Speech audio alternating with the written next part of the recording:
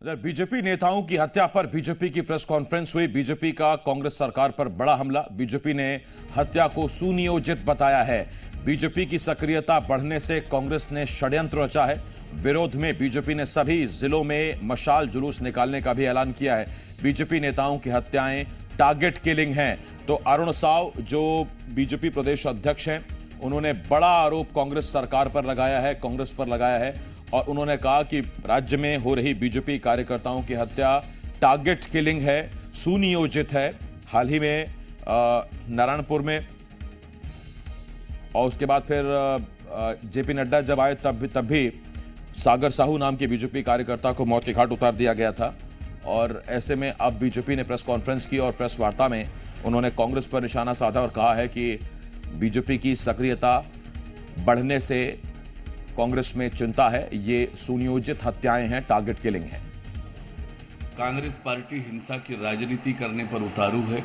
राज्य की कांग्रेस सरकार छत्तीसगढ़ को रक्त रंजित करने का षड्यंत्र कर रही है। पिछले 1 महीने में हमारे 4 कार्यकर्ताओं की हत्या हुई है।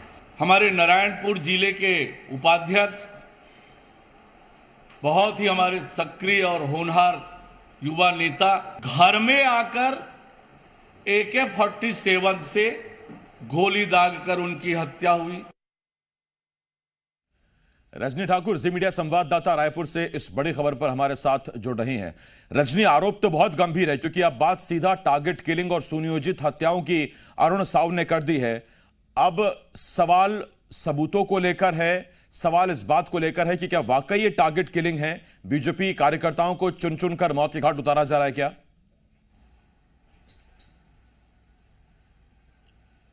देखिए, बिल्कुल ये वाकई बेहद गंभीर विषय है कि आखिर ये हत्याएं क्यों की जा रही हैं। क्या ये राजनीतिक हत्या है या जिस तरह से आरोप भाजपा की तरफ से लगाए जा रहे हैं कि नक्सलियों के जरिए टारगेट किलिंग कराई जा रही है, तो आखिर ये टारगेट कौन दे रहा है, ये भी सवाल उठते हैं। और 1 महीने के अंदर 4 भाजपा नेताओं की हत्या हो जाना, पहले बस्तर में सरपंच की हत्या हो जाती है, फिर मंडल अध्यक्ष की हत्या हो जाती है और अब हाल ही में नारायणपुर में जिला उपाध्यक्ष की हत्या कर दी गई। और जिस तरह से ये हत्याएं हुई कि घर में पहुंचकर परिवार के बीच सीधे हत्या की जा रही है, बहुत विभत्स तरीके से हत्या को अंजाम दिया जा रहा है।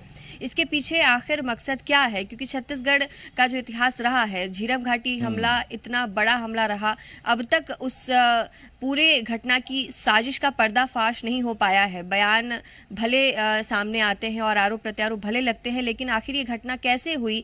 क्या ये राजनीतिक षड्यंत्र था या नक्सलियों ने किसी बड़े हादसे के तहत इसे अंजाम दिया था? इसको लेकर कुछ भी स्पष्ट नहीं हो पाया है। और अब जब चुनाव करीब है, ऐसे में विपक्षी पार्टी के नेताओं की इस तरह से हत्या होना अपने आप में कई गंभीर सवाल खड़े करता है। और इसी को लेकर भाजपा ने प्रेस कॉन्फ्रेंस भी की है, आरोप भी लगाए गए हैं भाजपा की तरफ से। हालांकि इन आरोपों पर पहले भी कांग्रेस ये कहती रही है कि भाजपा हत्याओं पर राजनीतिक साजिश कर रही है, ये नक्सली हत्याएं हैं और इसे इसी तरह से देखा जाना चाहिए।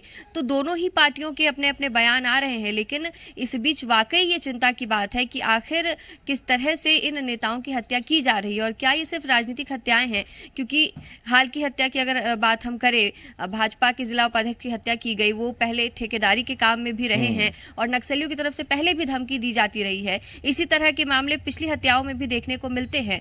तो इन सभी तथ्यों पर जांच की जानी चाहिए कि क्या हत्या का कारण राजनीतिक है या किसी और वजह से। बिल्कुल सवाल वही है रजनी जो आप उठा रही हैं कि क्या ये व्यक्तिगत रंजिश है, ये कोई कारोबारी रंजिश है, व्यापार में किसी तरह की रंजिश है, या फिर ये सिर्फ एक पूरी तरह से राजनीतिक हत्या है। लेकिन कुछ भी हो, दबाव सरकार पर है, जिम्मेदारी सरकार पर है, क्योंकि प्रदेश के एक एक व्यक्ति की सुरक्षा की जिम्मेदारी सरकार पर है, फिर वो चाहे आम आदमी हो या फिर किसी पार्टी का कार्यकर्ता। बहुत धन्यवाद रजनी हमारे साथ जुड़ने के लिए। रजनी ठाकुर जी मीडिया संवाददाता इस बड़ी खबर पर हमारे साथ जुड़े हुए थी। खबरों में बने रहने के लिए आप हमारे फेसबुक, ट्विटर और इंस्टाग्राम पेज को फॉलो कर सकते हैं। लेटेस्ट अपडेट के लिए आप हमारे यूट्यूब चैनल को सब्सक्राइब भी कर सकते हैं और हाँ, बेल आइकन पर क्लिक करना ना भूलें।